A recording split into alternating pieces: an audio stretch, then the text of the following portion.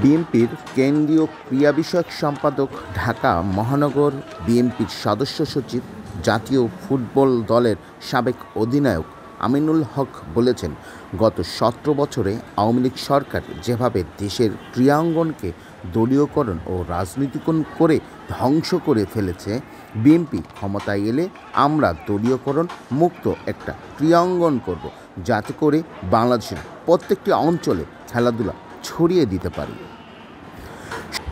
শুক্রবার বিকেলে উত্তরা কামারপাড়া স্কুল মাঠে আরাফাত রহমান কোকর স্মৃতি ফুটবল টুর্নামেন্ট উদ্বোধনী অনুষ্ঠানে প্রধান অতিথির বক্তব্যে তিনি এসব কথা বলেন। তিনি আরও বলেন, আমাদের যুব সমাজ মাদকের দিকে ঢলে পড়েছে। তাদেরকে ফিরিয়ে আনতে খেলাধুলার বিকল্প কিছু নেই। আমরা বাংলাদেশের একটি সুন্দর মাদকমুক্ত সমাজ গড়তে পারব। এই মাদকমুক্ত সমাজ গড়তে যুব সমাজকে এগিয়েও আসতে হবে। এ সময় বিজয়ীদের মাঝে পুরস্কার বিতরণ করেন আমিনুল হক। ফাইনাল ম্যাচে আমরা দেখেছি যে উৎসুক দর্শকরা এখানে উপস্থিত ছিলেন এবং তারা খেলা উপভোগ করেছেন।